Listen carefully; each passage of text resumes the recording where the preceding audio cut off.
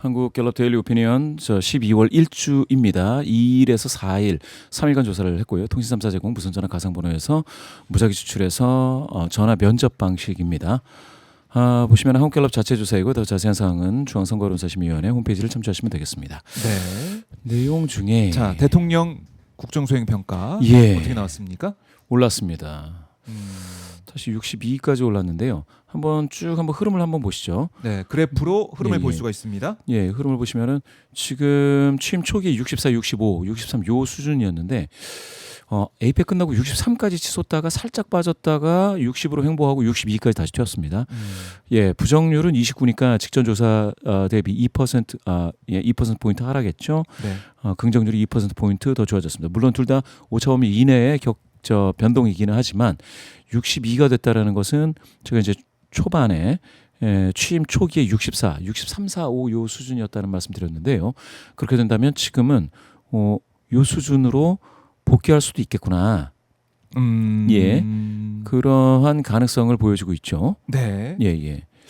자, 62까지 이제 올라왔다라는 거. 더 이제 올라갈 가능성이 지금 현재로서는 더 크게 느껴지는 것 같고요. 그래프로 보면. 그렇죠. 지금은 그러니까 노이즈가 없다면 순수하게 이제 성과 평가만으로 따진다면 이게 더 낮아지기는 쉽지 않습니다. 왜냐하면 뚜렷한 대통령실의 악재가 보이지 않고 있다라는 것이고요.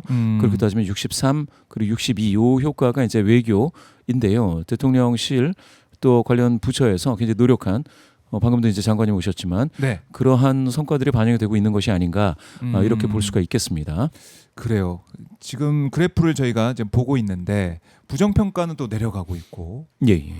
자, 그러니까 이제 6개월이 지난 거 아니겠습니까? 맞습니다. 6개월 된 평가 쭉 보면은 잘하고 있다. 이재명 대통령이 국정수행을 잘하고 있다라는 응답이 10명 중에 한 6명 넘게 응답을 하고 있으니 이거는 대통령실 입장에서는 좀 고무적이게 다가올 것 같아요. 예, 맞습니다. 대통령실 입장에서 고무적인 게 바로 이제 이런 부분일 텐데요.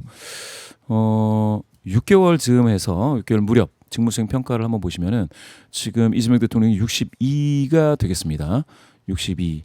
문재인 대통령 74가 상당히 높고요. 그 전에 김영삼 대통령 때 84가 상당히 높았습니다. 김대중 대통령도 굉장히 각광을 받으면서 시작을 했지만 6개월 정도 있을 때는 56까지 내려왔었는데요. 네. 박근혜 대통령은 낮아졌다가 올라온 케이스고요. 윤석열 대통령도 30%가 굉장히 낮게 느껴지시죠? 그렇네요. 예. 이거는 너무 차이가 나네요. 2배 차이가 나는 거 아니겠습니까? 이재명 대통령 이제 반토막 예. 수준인데 사실 이것도 더 낮다가 올라온 거예요. 그 당시에. 예. 그렇습니다. 두 번의 최하치를 기록했었습니다. 윤석열. 뭐가 있었느냐? 만 5세 입학 논란. 그때 네. 24. 그리고 바이든 날리면 이게 24. 그래서 두 번의 최하치를 기록하고 그리고 올라온 게 30이고요.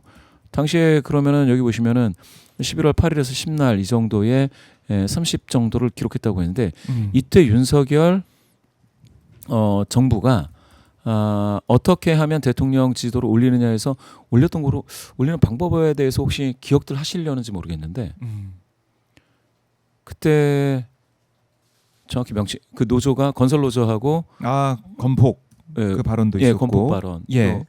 운수 노조였나요? 그 노동 운수 노조의 집회를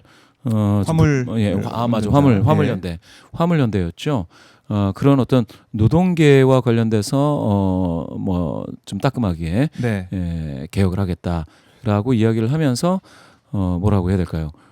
좀 국민들 전체 중에 일부에 대해서 카르텔이다 이렇게 이야기를 하면서 네.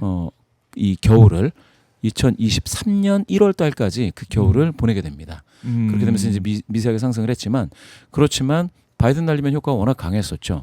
그러면 이재명 대통령이 지금 이번에 보시면 이제 62를 얻었는데 네. 이게 보시게 될 것 같으면 이거는 외교에서 얻은 효과이지 않겠습니까? 그러면 윤석열 대통령 때의 외교와 지금 이재명 대통령 때의 외교가 대비되는 게 일부 있겠습니다. 그래요. 이렇게 대비가 확실히 이제 되고 있고 지금 이렇게 보면은 6개월 높은 지지율을 기록하고 있는 거 어떤 요인들이 작용했다라고 우리가 분석할 수 있을까요? 예, 여기 나왔습니다.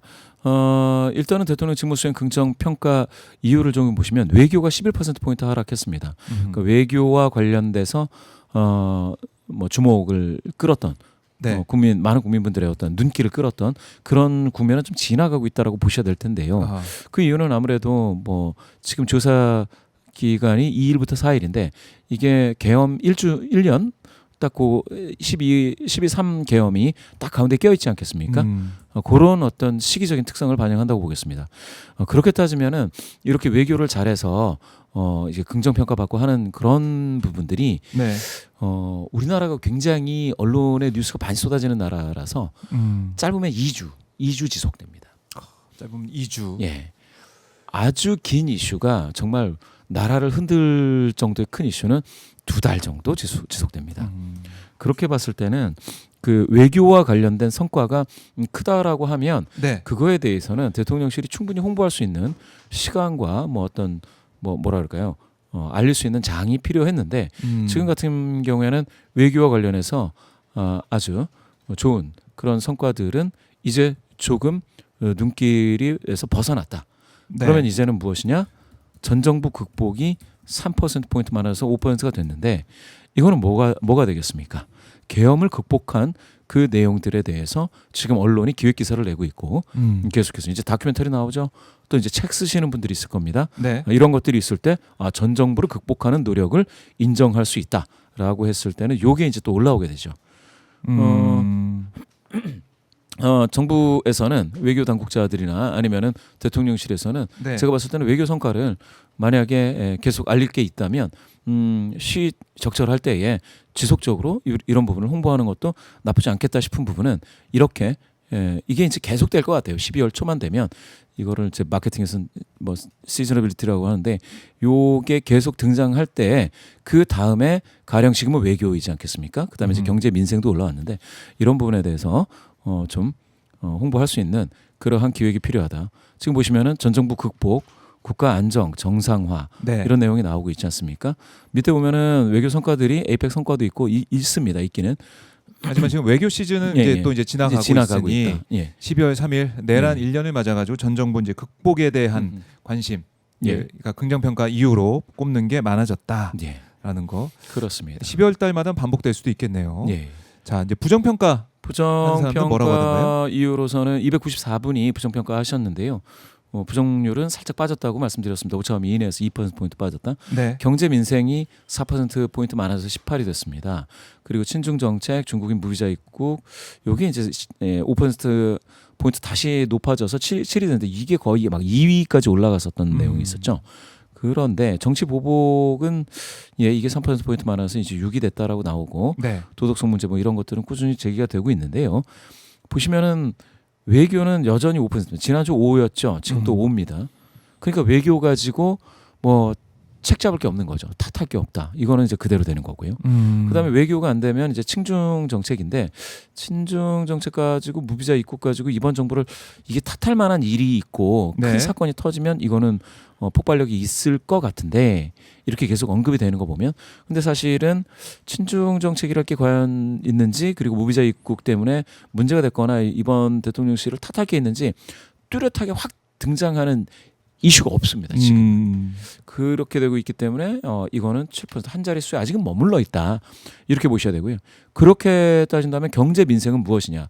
경제 민생이 여기 지금 18% 294명 중에서 네. 근데 여기 경제 민생이 625명 중에서 14% 언급이 되어 있습니다. 그러면 경제 민생으로 긍정하시는 분들의 명수가 더 많다라고 보셔야 되기는 하는데 그렇지만 부정평가하시는 분들 중에서도 1위가 경제 민생이라는 건 사실 이제 연말 연시를 앞두고 뭡니까 중소기업들 수금이 돼야 되고 어떤 결제 대금을 받아야 되는 그런 분들도 있을 텐데 그게 안 되는 목소리가 진짜 반영이 되고 있는 건지 그건 한번 봐야 되겠고요. 아니면 이와 같이 꾸준히 나왔던 어떤 그런 것들이 뚜렷한 게 지금 나오지 않기 때문에 네. 외교도 그렇고요. 뭐 정치 보복 이것도 정치 보복 글쎄요. 제가 봤을 때 이게 뚜렷하게 나오는 게 없기 때문에 그러면은 사람들이 부정평가하는 이유를 그러면 나의 일상으로 이제 다시 조망할 수밖에 없지 않겠습니까? 네. 그러면 뭐 민생이 지금 행복해 이런 사람도 많지 않거든요. 그럼요. 그러다 보면 예. 부정평가하는 이유로 또 등장을 한다. 물론 이제 대통령실에서는 이런 목소리 부정평가하시는 분들의 목소리도 다 경청을 해서 좋은 정책으로 반영을 해야 될 필요가 있겠습니다. 네. 그래요. 이게 뭐 차이가 많이 납니다. 이재명 예, 예. 대통령의 국정 수행 평가, 긍정 평가. 6개월을 지나서도 보더라도 10명 중에 6명 이상이 잘하고 있다라고 평가를 하고 있다는 거 우리가 눈여겨 봐야 될 것 같고요.